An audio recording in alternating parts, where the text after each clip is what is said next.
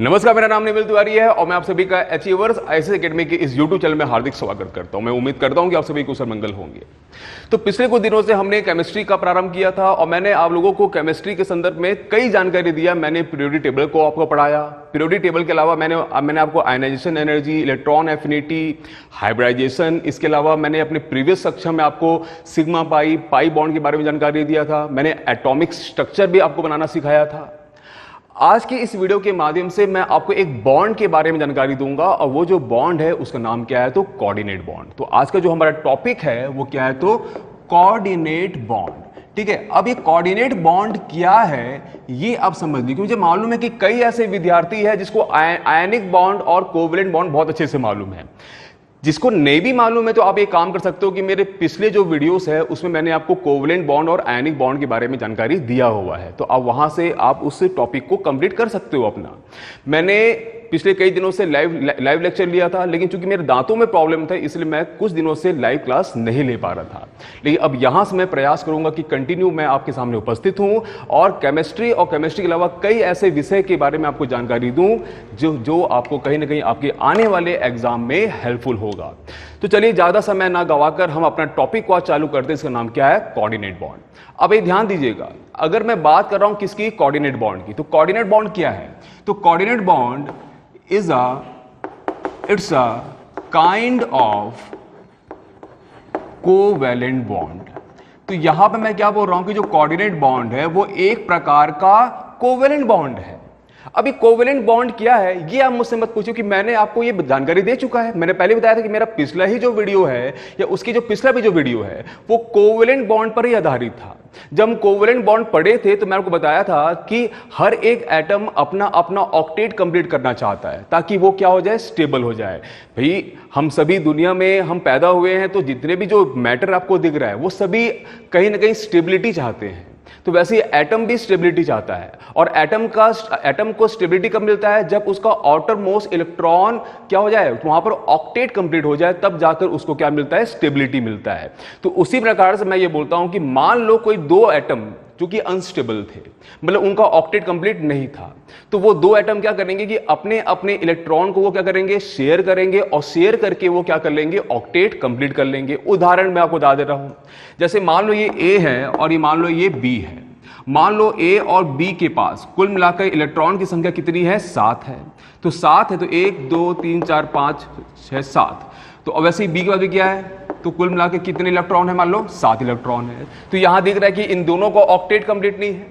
अब इन दोनों को अपना ऑक्टेट कंप्लीट करना है तो ये क्या करेंगे, ये दोनों अपना एक एक इलेक्ट्रॉन को क्या करेंगे, शेयर करेंगे और शेयर करके ये क्या बना देंगे, एक बॉन्ड बना देंगे। और इसी शेयर हुए बॉन्ड को हम क्या बोलते थे, कोवेलेंट बॉन्ड बोलते थे।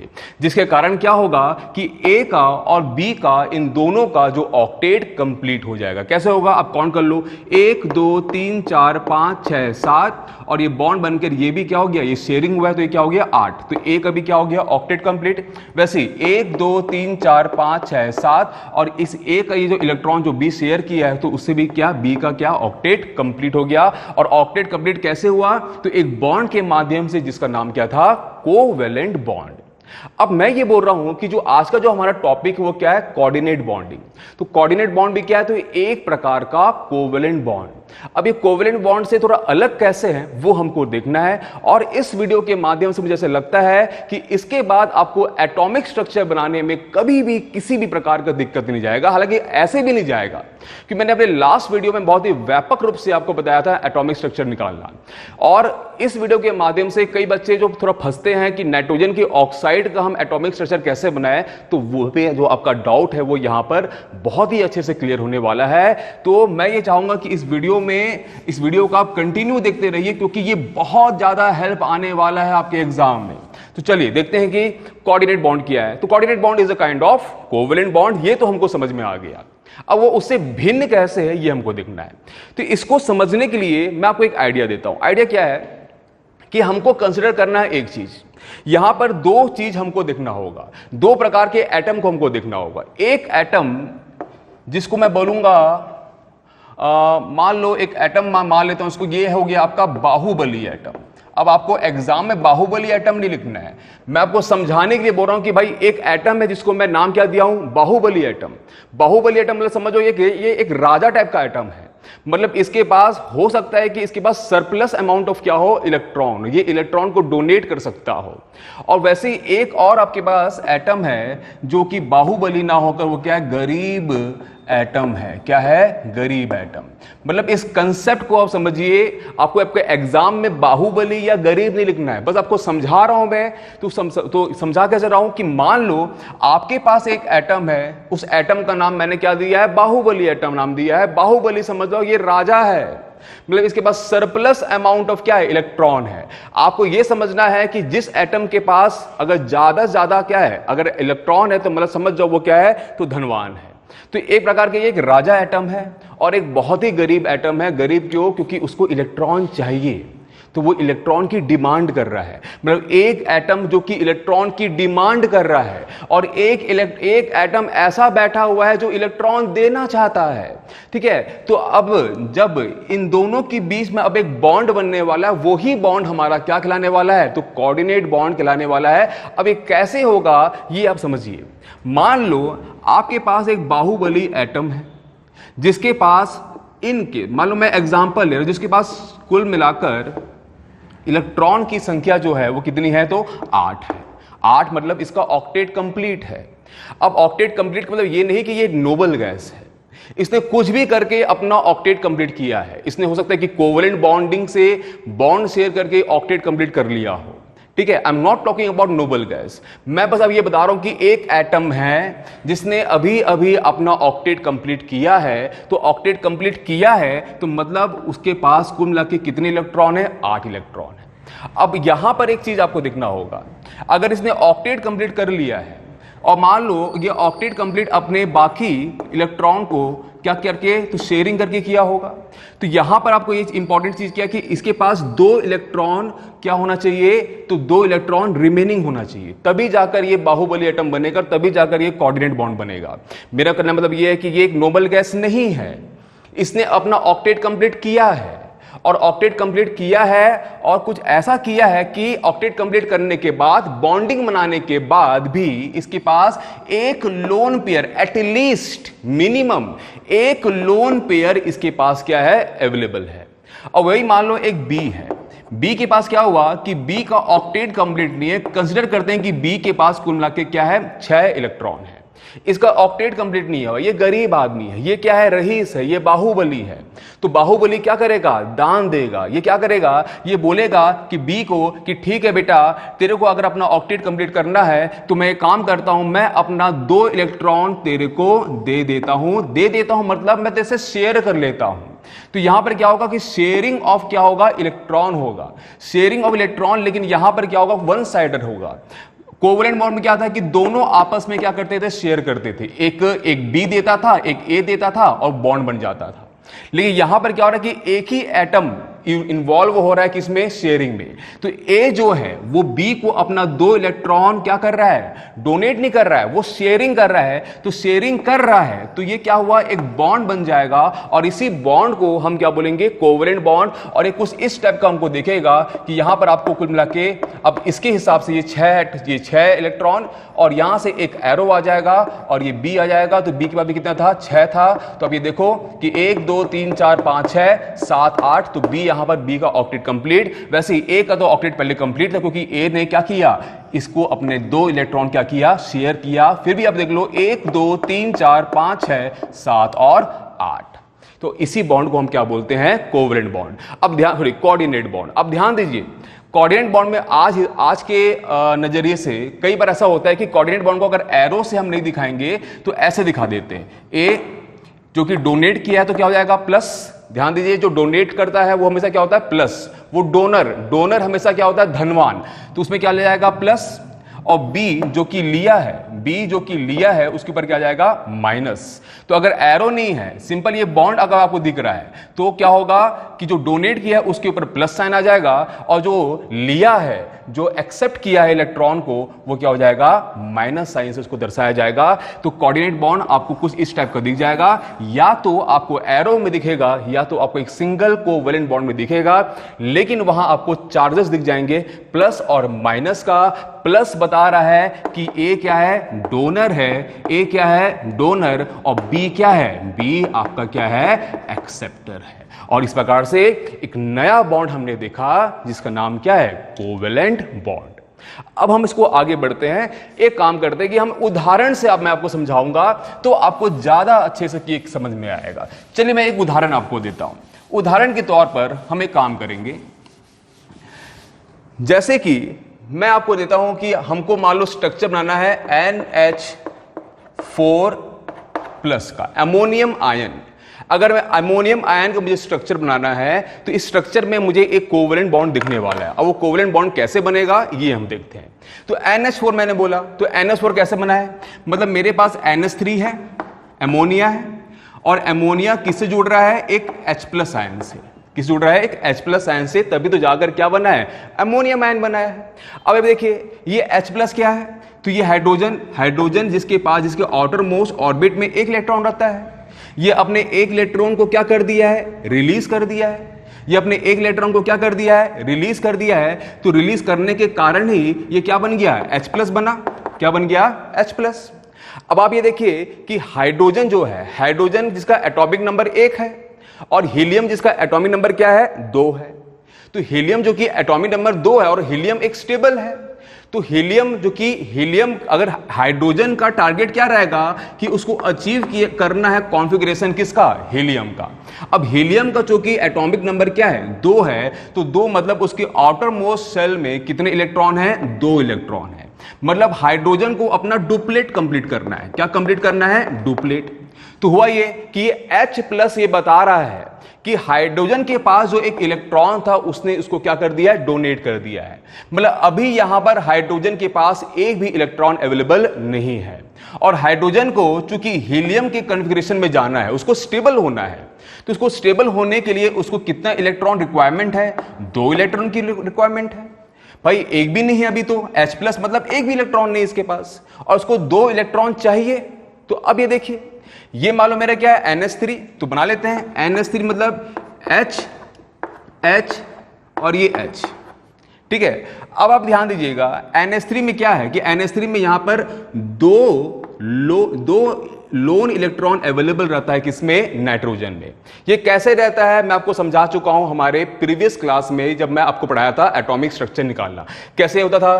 पहले मैं आपको बताया था कि टोटल इलेक्ट्रॉन हम निकालते हैं। तो टोटल इलेक्ट्रॉन कैसे निकालोगे, सेंट्रल एटम N मान लो, तो नाइट्रोजन आपका सेंट्रल एटम है, और नाइट्रोजन का जो वैलेंस इलेक्ट्रॉन कितना होता है, 5।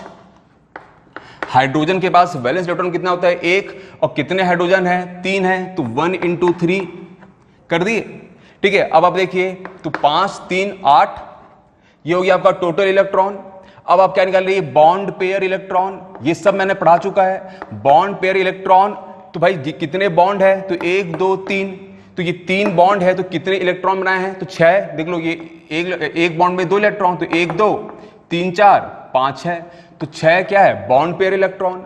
अब निकाल लो उसमें लोन पेयर इलेक्ट्रॉन, तो लोन पेयर इलेक्ट्रॉन क्या होगा, total electron minus bond pair electron, तो कितना हो गया 8 - 6, तो कितना हो गया 2। तो इसलिए आप देख लो कि 2 यहां पर क्या आ गया, लोन पेयर आ गया, तो नाइट्रोजन के ऊपर 2 लोन पेयर लग गया। तो नाइट्रोजन के पास क्या है, 2 लोन पेयर है। अब मैंने आपको बताया था कि नाइट्रोजन जो है उसकी जो कोवेलेंसी मैक्सिमम कितना होता है, 4, और क्या शो करता है वो 3 + 2 लोन पेयर। अब यहां देखो कि ये 3 कोवेलेंसी दिखा रहा है और 2 क्या दिखा रहा है, सॉरी 1 लोन पेयर दिखाता है। तो यहां पर 1 क्या दिखा रहा है, ये लोन पेयर दिखा रहा है। अब आप ये देखिए, ये जो लोन पेयर है मतलब नाइट्रोजन का यहां ऑक्टेट कंप्लीट हो रहा है कि नहीं हो रहा है, देखिए 1, 2, 3, 4, 5, 6, 7, 8, मतलब नाइट्रोजन का यहां ऑक्टेट कंप्लीट है। और ये जो हाइड्रोजन है, इसका हाइड्रोजन को हमसे डुप्लेट कंप्लीट करना है, तो देखो 1, 2, कंप्लीट है, 1 2 इसका भी कंप्लीट है, 1 2 इसका भी कंप्लीट है। लेकिन यहां पर एक H प्लस है, तो H प्लस क्या डिमांड कर रहा है? H प्लस को 2 इलेक्ट्रॉन चाहिए। तो 2 इलेक्ट्रॉन चाहिए तो होगा क्या कि अब ये जो एमोनिया है, ये एमोनिया अपने इस 2 इलेक्ट्रॉन को शेयर कर देगा किससे? इस H प्लस से। तो इस H प्लस जब ये शेयर करेगा तो ये जो स्ट्रक्चर कैसा बन जाएगा? ये स्ट्रक्चर कुछ ऐसा बन जाएगा कि NH H अब जो शेयर हुआ तो हम क्या करेंगे? एरो लगाएंगे और ये क्या कर देंगे? H प्लस लगा देंगे। तो इस प्रकार से ये एक आपका क्या बन जाएगा? स्ट्रक्चर बन जाएगा। इस स्ट्रक्चर को आपको सही तरीके से बनाना है तो आप इसको ऐसे कर दीजिए, NH H coordinate bond H और होल क्या कर दो? प्लस लगा दो। तो ये आपका एकदम सही क्या बन जाएगा? स्ट्रक्चर बन जाएगा। अब कई लोगों को ये लगता होगा कि मैंने अपने लास्ट वीडियो में बताया था कि जो प्लस साइन होता है वो हमेशा सेंटर एटम में होता है। तो सर यहां पर सेंटर एटम में प्लस साइन क्यों नहीं दिख रहा है? तो दिखा देता हूं मैं आपको वो भी।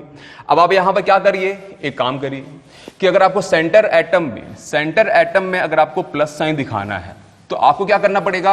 आपको फॉर्मल चार्ज में जाना होगा। मैंने पढ़ाया था फॉर्मल चार्ज। फॉर्मल चार्ज क्या होता है कि फॉर्मल चार्ज निकालने के लिए मैंने आपको फॉर्मूला दिया था कि वैलेंस इलेक्ट्रॉन जिसका आपको फॉर्मल चार्ज निकालना है, वहां valence electron minus lone pair electron minus bond कर दीजिए तो आपका क्या निकल जाएगा? Formal charge. अब आप देखिए फॉर एन एग्जांपल हमारा जो स्ट्रक्चर था क्या बना था? NH प्लस H ये बना था। तो देखिए इस हाइड्रोजन में पहले मैं क्या करूंगा? इसका फॉर्मल चार्ज निकालूंगा। तो निकालिए, हाइड्रोजन जिसका वैलेंस इलेक्ट्रॉन यहां पर कितना है? तो H प्लस है, तो यहां पर कायदे से कितना है? 0 है। ठीक, माइनस क्या कर दीजिए? लोन पेयर इलेक्ट्रॉन, तो कितना भाई? 1 और फिर लोन पेयर भी यहां पर क्या है? 0 है। और कितना बॉन्ड है यहां पर? 1 है, तो क्या कर दो? यहां पर -1। ठीक है, तो यहां पर क्या हो गया? 0 माइनस 0 -1 कितना आ गया? -1। मतलब यहां पर जो फॉर्मल चार्ज क्या आ गया? -1। ठीक, अब आपको पता है कि भाई प्लस और माइनस हमेशा क्या होता है? नलीफाई होता है, तो ये कट गया। अब आप निकालो किसका? नाइट्रोजन का। नाइट्रोजन का मैं फॉर्मल चार्ज निकालूंगा तो नाइट्रोजन कितना होता है? वैलेंस इलेक्ट्रॉन कितना रहेगा? 5 रहेगा। नाइट्रोजन के पास यहां पर कोई लोन पेयर है? नहीं है, तो क्या हो गया यहां पर? 0। नाइट्रोजन यहां पर कितने बॉन्ड बनाया है? तो 1 2 3 4, तो यहां पर 4 बॉन्ड बनाया, तो यहां पर लिख दो 4। तो क्या हो गया? 5 - 4 1, मतलब नाइट्रोजन के ऊपर में क्या गया? तो एक पॉजिटिव चार्ज आ गया।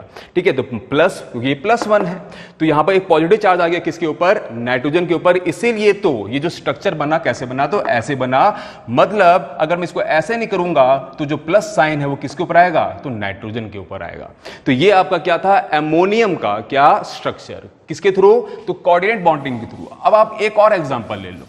एक एग्जांपल मैं और ले लेता हूं, जैसे कि मान लो आपको कभी बोला कि ओजोन का आपको क्या बनाना है? स्ट्रक्चर बनाना है। तो ओजोन का स्ट्रक्चर कैसे बनेगा? तो मान लो आपके पास ओजोन मतलब क्या है कि O2 है और एक ऑक्सीजन है, ये 2 मिले हैं तब जाकर क्या बना है? ओजोन बना है। तो पहले आप O2 का स्ट्रक्चर ना लो, बताया था कैसे? क्या होगा कि ऐसा कर दिया अपन। अब इसका स्ट्रक्चर बनाने के लिए पहले फॉर्मूला बताया था मैं आपको, क्या? Total electron. देख लो भाई, टोटल इलेक्ट्रॉन क्या होगा? 2 ऑक्सीजन है, तो 2 ऑक्सीजन मतलब ऑक्सीजन का जो वैलेंस जो इलेक्ट्रॉन होता है वो कितने होते हैं? 6 होते हैं। तो 6 × 2 कर दो तो क्या गया? 12। तो टोटल इलेक्ट्रॉन कितने हो गए? 12। अब निकालो बॉन्ड पेयर इलेक्ट्रॉन, तो एक बॉन्ड है मतलब कितने इलेक्ट्रॉन होंगे? 2। तो लिख दिए क्या अपन? 2। अब निकालो लोन पेयर इलेक्ट्रॉन, तो क्या कर दिए? 12 - 2। Total electron minus bond pair electron कितना गया? 12 - 2 तो कितना गया? 10। तो 10 यहां पर क्या है? Lone pair electron. अब आप इसको क्या कर दो? यहां पर पुट कर दो आप, तो क्या हो गया भाई? 1 2 3 4 5 6 7 8 9 और ये क्या? तो 10। अब आप देखिए कि यहां पर क्या हो रहा है कि यहां पर 1 2 3 4 सॉरी हाँ 1 2 3 4 1 2 3 4 5 6, मतलब ये जो आपका ऑक्सीजन है इसके पास कुल मिलाकर कितने हुए? तो 1 2 3 4 5 6 और यहां पर 1 2 3 4 5 6 7 और 8। तो अब हम क्या करेंगे कि इसको इक्वली आप क्या कर दो, इक्वली आप क्या कर दो, डिवाइड कर दो। तो 5 इसके 5 इसके। अब आप देखो कि 1 2 3 4 5 6 7, 1 2 3 4 5 6 7, मतलब दोनों के फिर भी ऑक्टेट यहां पर कंप्लीट नहीं हो रहे हैं। यहां पर क्या हुए कि दोनों के 7-7 इलेक्ट्रॉन यहां पर क्या हो रहे हैं, फुलफिल हो रहे हैं। तो अब क्या होगा कि ये इलेक्ट्रॉन और ये इलेक्ट्रॉन आपस में क्या कर देंगे, बॉन्डिंग बना देंगे। तो अगर हम बॉन्डिंग जब बना देंगे तो यहां पर क्या आ जाएगा, एक डबल बॉन्ड आ जाएगा। जब डबल बॉन्ड आएगा तो क्या हो गया, वो 1 2 3 4 5 6 7 8, इसका कंप्लीट। वैसे 1 2 3 4 5 6 7 8, तो इस ऑक्सीजन का भी यहां पर क्या हुआ, कंप्लीट हुआ। तो यहां पर दोनों ऑक्सीजन का क्या हुआ, ऑक्टेट कंप्लीट हुआ। लेकिन अब देखो कि भाई आपके पास एक और ऑक्सीजन है। अब ये जो ऑक्सीजन है कि इसके पास भी जो वैलेंस इलेक्ट्रॉन कितने होंगे, 6 होंगे। तो 1 2 3 4 5 और ये 6, मतलब इसको भी क्या करना है, अपनी ऑक्टेट कंप्लीट करनी है। अब चूंकि इसको भी अपना ऑक्टेट कंप्लीट करना है तो ये क्या करेगा, या तो ये इस ऑक्सीजन को बोलेगा कि भाई मुझे क्या दे दे, अपने 2 इलेक्ट्रॉन शेयर कर ले, या तो ये इससे बोलेगा। इन केस मान लो ये इससे बोलता है तो क्या होगा कि ये जो ऑक्सीजन है, ये अपना ये जो 2 इलेक्ट्रॉन है, इस 2 इलेक्ट्रॉन को वो क्या करेगा, शेयर करेगा। किससे, इसके साथ। जब इस 2 इलेक्ट्रॉन को ये शेयर करेगा तो एक बॉन्ड बन जाएगा, और ये जो बॉन्ड है, इस बॉन्ड को हम क्या बोलेंगे, कोवैलेंट बॉन्ड। तो यहां पर जो आपका स्ट्रक्चर बनने वाला है वो कैसे बनने वाला है, O double bond O, coordinate bond O, क्योंकि ये जो बॉन्ड है ये डोनर है, ये जो आपका ऑक्सीजन है ये डोनर है, और ये क्या है, आपका एक्सेप्टर है। या तो आप इसको ऐसे लिख सकते हो, O double bond O, single bond O, यहां प्लस यहां माइनस। ये मैं आपको पहले बता चुका था कि जो डोनेट करता है वहां प्लस लगेगा, जहां जो लेता है वो क्या होगा, माइनस होगा। अगर ये केस तब आएगा जब आप कोवैलेंट बॉन्ड नहीं शो कर रहे हो तो इस प्रकार से ये क्या हो रही है, कोऑर्डिनेट बॉन्ड आप शो नहीं कर रहे हो तो इस प्रकार से ये आपका क्या है, कोऑर्डिनेट बॉन्ड इन ओजोन। एक लास्ट एग्जांपल मैं आपको देता हूं, इसके बाद शायद आपको और ज्यादा अच्छे से समझ में आ जाएगा। एक उदाहरण आपको मैं और देता हूं, किसका, कार्बन मोनोऑक्साइड का। फॉर एग्जांपल कभी आपको बोला कि कार्बन मोनोऑक्साइड का आपको क्या बनाना है, तो स्ट्रक्चर बनाना है।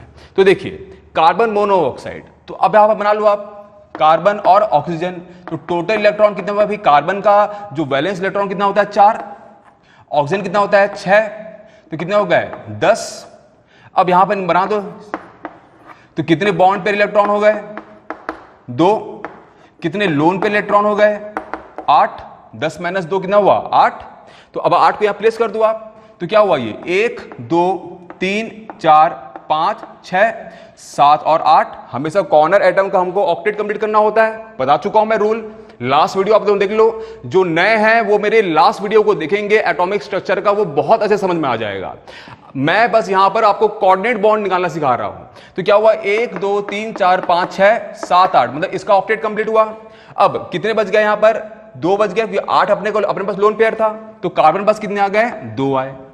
अब आपको यह देखना है कि भाई सेंटर एटम का ऑक्टेट कंप्लीट हुआ है कि नहीं हुआ है। तो आप ये देखो कि सेंटर एटम मेरा क्या है, C है। तो 1 2 3 और 4, मतलब कार्बन का यहां पर ऑक्टेट कंप्लीट नहीं है।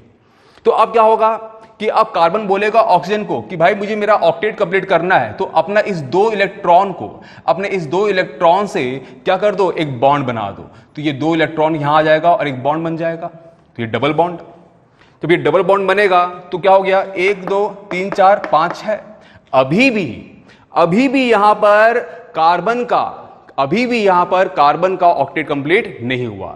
तो अब फिर यहां पर कार्बन रिक्वेस्ट करेगा कि भाई मेरे को अपना ऑक्टेट कंप्लीट करना है। तो इस बार ये जो ऑक्सीजन है, ये ऑक्सीजन अपना इस 2 लोन पेयर को क्या करेगा, इस 2 लोन इलेक्ट्रॉन को क्या करेगा, डोनेट करेगा, किसको, कार्बन को।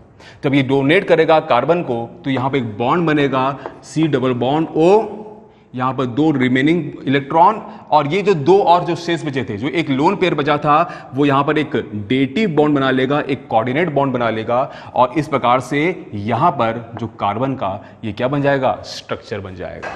ठीक है, तो इस प्रकार से यहां पर हमको क्या मिलेगा, कार्बन का 1 2 3 4 5 6 7 8, तो यहां 8 ऑक्टेट कंप्लीट हो जाएगा, किसका, कार्बन का। वैसे ऑक्सीजन का भी 1 2 3 4 5 6 7 8, तो यहां पर ऑक्सीजन का भी ऑक्टेट कंप्लीट हुआ, और यहां पर हमको एक बॉन्ड मिला जिसका नाम क्या है, कोऑर्डिनेट बॉन्ड। ध्यान दीजिएगा, कोऑर्डिनेट बॉन्ड को डेटिव बॉन्ड भी कहते हैं।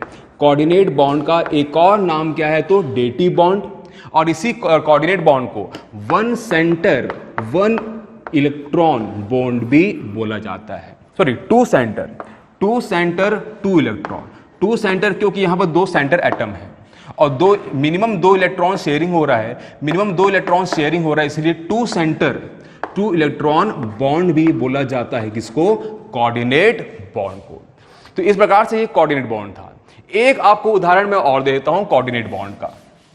चलिए देखते हैं, ये लास्ट उदाहरण है, इसके बाद आपको ये पूरा का पूरा क्लियर हो जाएगा।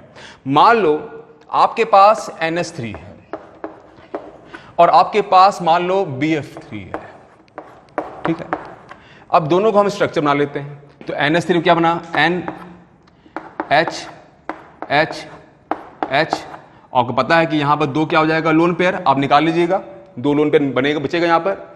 वैसे BF3 देखो, BF और ये क्या? F। अब आप यहां देखिए भाई, नाइट्रोजन जो कि सेंटर एटम है, तो इसका ऑक्टेट कंप्लीट है कि नहीं देख लो आप। 1 2 3 4 5 6 7 8 कंप्लीट है। बोरोन का ऑक्टेट कंप्लीट हुआ है कि नहीं हुआ? आप ये देखो, तो 1 2 3 4 5 है। बोरोन का यहां पर ऑक्टेट कंप्लीट नहीं है। तो ये जो BF3 ये चाहेगा, BF3 में जो बोरोन है ये चाहेगा कि भाई मुझे ऑक्टेट कंप्लीट करना है, लेकिन फ्लोरीन से बॉन्डिंग बनाने के बावजूद मेरा ऑक्टेट कंप्लीट नहीं है। तो मैं ऐसा क्या करूं कि मेरा ऑक्टेट कंप्लीट हो जाएगा? तो होगा ये कि बोरोन डिमांड करेगा इस दो इलेक्ट्रॉन का, इस लोन पेयर का। किससे? अमोनिया से, कि भाई ये दो लोन पेयर तू मेरे को दे दे, तो जाकर मेरा क्या हो जाएगा? मेरा ऑक्टेट कंप्लीट होगा। तो होगा ये कि जो अमोनिया में जो नाइट्रोजन है, वो नाइट्रोजन अपना इस दो लोन पेयर को देगा। किसको?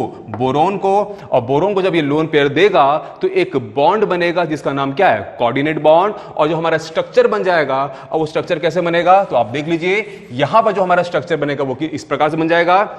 NH कोऑर्डिनेट बॉन्ड BF और F, ठीक है। अब आप यहां पर देखिए, यहां पर जो नाइट्रोजन है, नाइट्रोजन यहां पर क्या है? डोनर है।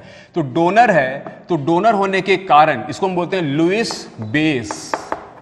याद देखिएगा, डोनर को हमेशा हम क्या बोलते हैं? बेस बोलते हैं। और बोरोन यहां पर एक्सेप्टर है, तो एक्सेप्टर होने के कारण ये हमारा क्या हो गया? Lewis acid. ये क्या हो गया? लुईस एसिड, ठीक है। तो जो एक्सेप्टर होता है वो क्या हुआ? Lewis acid. और जो डोनर है वो यहां पर क्या है? Lewis base. तो बिकॉज आप लुईस एसिड, लुईस बेस भी आप उसका एटॉमिक स्ट्रक्चर बना सकते हो।